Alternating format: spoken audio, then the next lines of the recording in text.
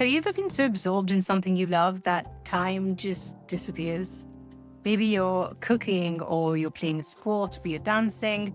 Whatever it is, you're completely present. There's no mental chatter. There's no checking your phone. It's just you in the activity, and you're almost becoming one with it. That's flow state. And while we can't expect to feel that way during the workday, we can learn from those moments. And so today we're going to explore what creates that flow state and how you might invite more of that into your work. I'm Kritika, and I'm a global sales and marketing professional and an ICF certified coach. Welcome to my channel, Align, where we explore practical strategies to find alignment between our personal values and our professional best. For me, flow happens when I'm singing. I've had YouTube and Instagram channels for my music, and whenever I practice, there are moments where I'm not thinking about technique or performance. I'm just there in the music and everything else fades away. But here's what I've noticed. The flow state isn't random. There are internal and external conditions that create space for it to emerge. And while we can't replicate those exact conditions at work, we can start noticing what makes that feeling of being in the flow possible and bringing in elements of that into how we approach our work. So let's start with what's happening inside you when flow state strikes. Think about the last time you experienced being in flow in any part of your life. What was your mental state like? And here's what I've noticed in myself. My mind wasn't racing ahead or dwelling on what happened earlier. I wasn't worried about the outcome or how it would be received. There was just a sense of doing, not doing for anything, just being fully engaged in the action itself. And this was my favorite about being in the state. I always feel capable, like I'm locked in and almost powerful. And then contrast that with how we often approach work. We are thinking 3 steps ahead while we're doing the current task. We're already anxious about whether it'd be good enough. We're doing it for the outcome, the success metric, or the feedback, or the performance reviews. The quality of our attention is completely different. And so here's the practice.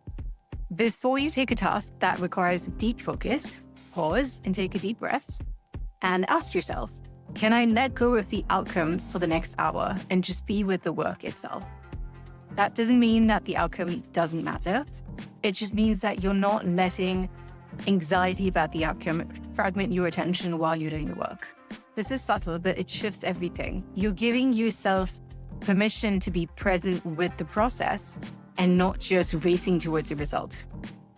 Now let's look at what's surrounding you when flow state happens. What's the environment like? For me, when I'm singing, it's usually a space where I won't be interrupted. There's no pressure from any external deadlines in that moment. And I'm usually in what I consider a creative environment. And for me, that's surrounded by plants and fairy lights if possible. You're probably getting a hint from these videos. The external conditions matter because they either support your ability to enjoy or undermine it before you even begin your work. Now, you obviously can't control everything at work, but you do control more than you think. So consider your physical environment, the time of the day or the week, the tools that you use, and the sensory environment. For some of us, it's having headphones on with loud music. For some, it's with white noise. And for others, like me, complete silence. Maybe you need a detailed plan before you start, or maybe you work better with loose direction and room to improvise. For some, it's an open environment like a cafe with people and background noise, and for some, it's completely different.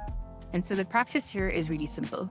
Before you start deep work in particular, take 2 minutes to set up your environment intentionally. And that way you'd be strategic about protecting the conditions that help you do your best work, which then helps your employer and your team. Here's something else I've noticed about flow. It happens in a very specific zone. If the task is too easy, you're bored. Your mind wanders.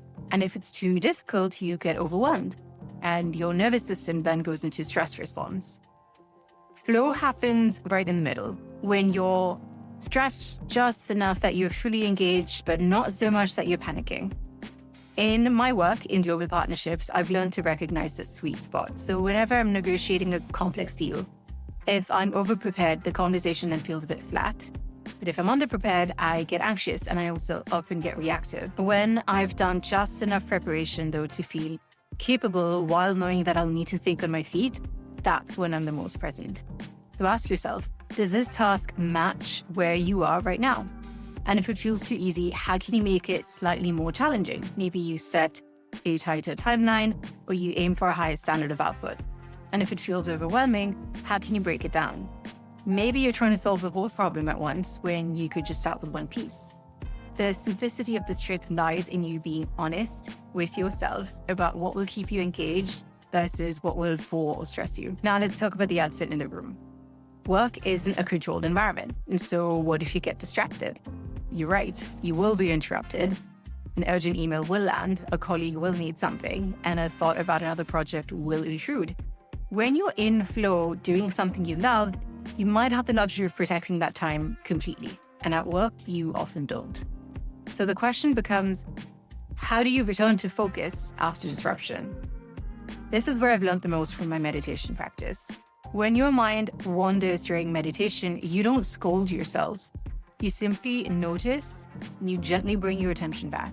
There's no drama and there's no frustration, just a return. And the same principle applies here. When you're pulled out of focus, notice what happened without judgment. Take one conscious breath and notice your screen or your work environment without any narrative and simply return to work. The disruption isn't the problem. The problem is when we stay disrupted, when that one interruption cascades into checking 3 other things and suddenly 20 minutes are gone. Your ability to return quickly is a skill that you can develop. And it gets easier the more you practice it with gentleness rather than frustration. Your path to flow will look different from mine and from your colleagues and from your friends. Over the next 2 weeks, I'd invite you to simply do one thing. Notice. When do you naturally feel your most focused? What were the internal and external conditions when work felt effortless? What consistently pulls you out of focus? And how do you most easily return to focus? Keep a simple note on your phone or journal for a week. Just brief observations. You'll start to see patterns, and then honor what you discover, even if it tells you something different from what regular productivity advice tells you. Even if it doesn't match how your team works. Where you can, create the conditions that work for you. Flow at work might not look like flow in the rest of your life. While I'd love a quiet, dim lit room to get in the flow of singing, I need something completely different for work. The key is to work with your nature and not against it. So start small and pick one thing from today and experiment and notice what shifts. Your own experience will teach you a lot more than any framework ever could. Until next time, this is Kritika from Align, wishing you calm amidst the chaos and alignment in all that you do.